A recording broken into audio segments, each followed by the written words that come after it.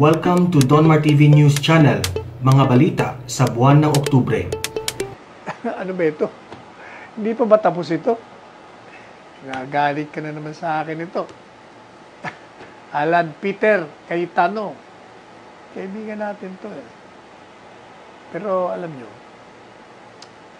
yung mga magkakaibigan, dapat huwag nyong ipaririwara yung mga kaibigan nyo. Hindi naman nagkulang po ng payo. Kung hindi sa kanya direkta, yung kanyang mga nakapaligid sa kanya. Talagang kinausap ko, wala, hindi nakinig eh. Anyway, merong bagong payag si Congressman Alan Peter Cayetano nung Miyerkules. At tinatawagan niya ang nahalal na Speaker, Lord Alan Velasco, na tuparin mo yung salita. Ibig sabihin yung word of honor, kasi hindi po ba yun ang naging kung baga yun ang kaban ng palay na nailagay sa balikat ni Alan Peter. At yun ang kanyang dinala, yung word of honor, doon siya bumagsak kasi hindi niya tinupad. Binalikan siya ni Alan Peter, hoy, Speaker Lord, i-honor mo din niya, mahilig ka rin lang sa word of honor. Huwag mong palitan yung mga nakaposisyon dyan sa aking panahon. Sapagkat may usapan na tayo dyan. Sabi mo sa akin, sabi niya, palabra de honor. Hindi, palabra de honor din sa side mo. Dahil malinaw na sinabi, ito naman ang basis niya, malinaw na sinabi ng ating Pangulo na he doesn't want disruption sa walang palitan ng kahit sinong chairmanship at leadership sa Congress. In other words, sinasabi ni Alan Peter, sabi ni Presidente, walang disruption. Pag yan pinalitan mo yung mga committee chairman, deputy speaker, di may disruption dyan. Di mo sinusunod si Presidente. Mawalang galang na sa'yo, Alan Peter, mali na naman ang logic mo doon. Paano naman magkakaroon ng disruption kung papalitan mo yung committee chairman? Magkakaroon ng disruption kung wala kang committee chairman at wala kang komite. Hindi po ba? Papalitan mo lang, hindi meron ka pa rin chairman, magiging giya, meron ka rin komite na tatrabaho ng trabaho niya. Sabi, tuloy ang trabaho. There will be no disruption. Ang disruption lang na tinatawag, kung nag-aaway kayo, hindi nyo pa alam kung sino ang speaker ninyo at sige ang inyong maniobra sa magkabilang panig. Kaya nga, hindi ba kaya nga nagalit si Presidente? Kaya nga sabi niya, ayusin nyo muna yan at naapektuhan yung budget.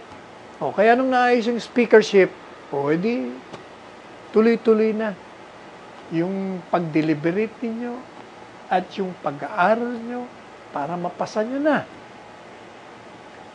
Itong si Ed Salagman, sinasabi nga na yun daw pong mga tagasunod naman ni Alan Peter Cayetano na kumontra sa Speaker Velasco, mag-resign na kayo.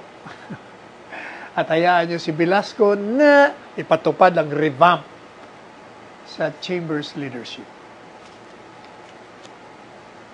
Sa tingin natin,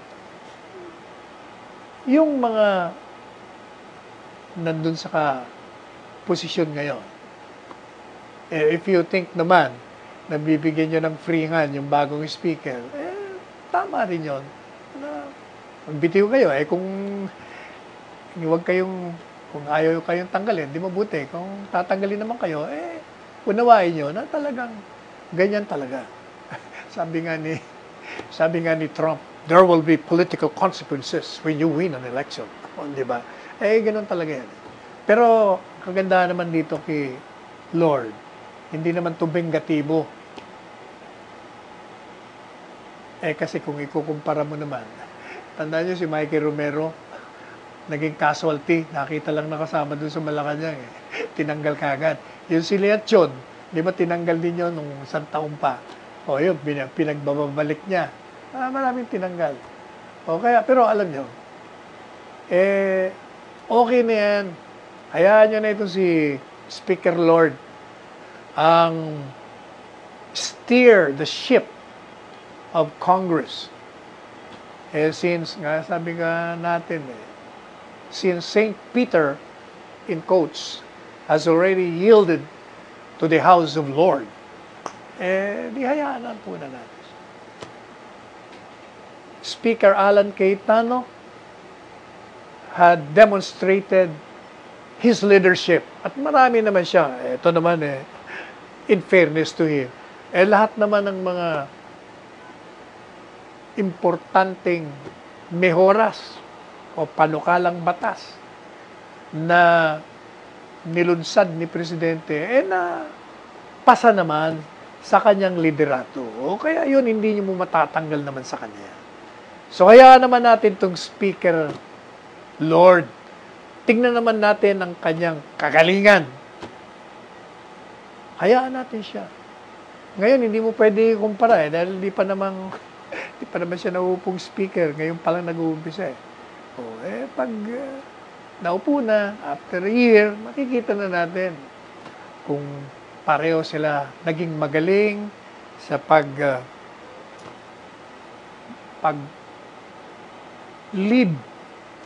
ng mga priority bills ng ibinigay sa kanila o iminungkahi sa kanila ng Executive Department.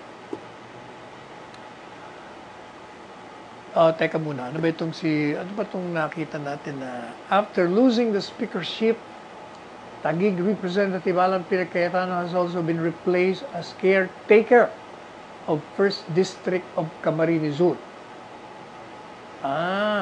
Yan daw po sa Kamara de Representante, inaprubahan na yung motion na palitan si Congressman Cayetano bilang Camarines Sur District Legislative Caretaker with Rizal Representative Michael Duabit. At si Duabit daw po ang magte-take over na iniwan naman ni Marisa Andaya. Yan naman po gaya ng sinabi natin. Ganyan talaga. Hayaan nyo na. Importante yan, mapasa yung budget, and then, maging maayos na yung pamamalakad. Anyway, magkakaroon na naman ng eleksyon, saka na kayo magbabag doon sa eleksyon. Teka muna, eto na naman, meron na naman. Talaga itong si John Nery, hirit ng hirit. Yung pong apelyido niya, ang spelling po N-E-R-Y, hindi N-E-R-I. Kasi si Romy Nery baka mag-react pag napapagkamalan tong kamag-anak. John Nery. Meron po siyang artikulo. Meron na naman siya mga pinagsasasabi doon. Trying to be an analyst sa politika. John Nery, malayo yung mga pinagsasabi mo. Sabi niya, ito daw yung ginawa raw ni Mayor Sara na sumuporta kay Speaker Lord. Para daw pinapakita rito na itong si Mayor Sara gagamitin ni Presidente, isa sa mga strategy ni Presidente para umalis. Ano ba na? Kumakita naman yung logic mo. Ay, nako, John Nery. Ito raw bang tatanong siya, ito bang paglalagay kay Velasco dyan sa speakership, kasama ba ito sa grand plan?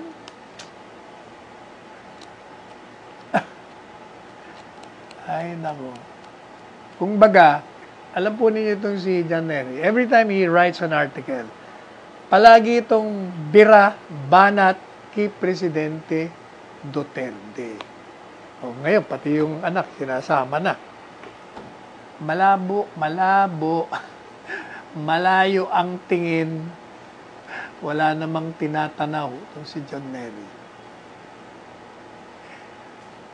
Alam mo, John Nery, lalo na siguro, kung matuloy yung Duterte, tandem, nako, patay kang bata ka. Ano na kaya sasabihin ni John Nery doon? Ayaw na ayaw niya pa naman kay Presidente Duterte. Ayaw niya rin kay Mayor Sara. Paano na ngayon kung sila ngayon ang napusuan ng taong bayan na manguna sa halalan sa 2022. At syempre, pag yun tumakbo, nako. At tapos na boxing. Game over sa tingin. Oh. I just wonder how John Nery will react to this. Kaya kung ikaw, John Nery, mag-aral ka pa at pumunta ka lang dun sa lugar na you are an expert. Kung ano yung pinag-aralan mo, huwag ka nang pumasok dun sa politika at saka huwag ka nang magbigay ng mga disinformation. Naalala ko tuloy, diyan daw po sa Philippine Star. Nagpadala sa atin May lumabas daw sa Facebook ng Philippine Star. Talaga itong Philippine Star. Akala ko inquirer lang ang mahilig sa disinformation. Pati ikaw ba nahawa ka na rin, Philippine Star? Kasi, nilagay po yung mga mukha namin doon Presidente, tapos si Harry, Roque, tsaka mukha ko. Palagay doon, government officials daw, top government officials ang nangunguna sa disinformation. Biro niyo yun. Pero pag binasa mo naman yung article, yung tinutukoy niya, wala naman yung mga pangalan namin. Basta nilagay lang mga mukha namin doon. Ang ilagay mo doon na mga number 1 sa disinformation, yan, si John Nery, isa yan. Yan, yung nandyan sa liberal. sila Senador Ontiveros, sila Senador Franklin, Senador Pangilinan, sino pa?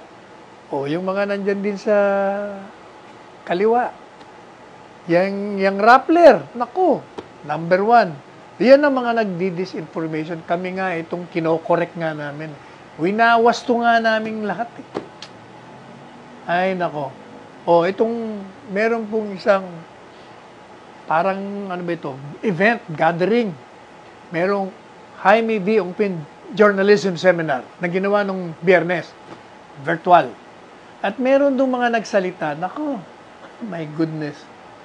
Itong si Ciara Zambrano. Alam mo, Ciara, kung nakikinig ka, isa ka sa mga dahilan kung bakit nasira yung ABS-CBN dahil masyado kang bias sa pagre-report mo. Pareho ka rin nitong dati, hanga sana dati ko, Christian Esguerra, nako, nahawa na rin to. Ito, sa kanyang programa, ang mga tanong nito talagang kahit na ayaw magsalita yung guest niya, doon sa gusto niyang isagot. Pipilitin niya talaga. Masyado rin itong partidista. Kumbaga. Ito yung mga nakasira sa ABS-CBN Yung mga komentary niyo, gaya, meron pa akong isa dyan. Yan, gagalit to sa akin. Pero ito, hindi ko nasasabihin. Ito si Peter Musngi, isa pa to. Ito yung mga nakasira sa ABS-CBN. Kung hindi pa alam ng mga executives ng ABS-CBN. Ito yon. These are the people na inamin nyo nga na meron kayong problema sa news reporting. Ito yung mga bias ng mga tao na nakasira sa imahe ninyo. Kaya dapat pagsabihan nyo. Huwag nilang ipagpilitan yung mali na sa kanilang paniniwala ay tama. Kahit nakitang-kita na ebidensya. Gagaya niya, pinagpipilitan nila yung ABS-CBN, dahil daw galit si Presidente, higanti na daw ni Presidente yun. Ito daw si Rappler. Sino na ba si Rappler? Nakalimutan ko na nga pangalan niya dahil dinimanda raw. Pero si Dilima, yan ang mga linya nyo Kaya, ayan, hindi na kayo umangat.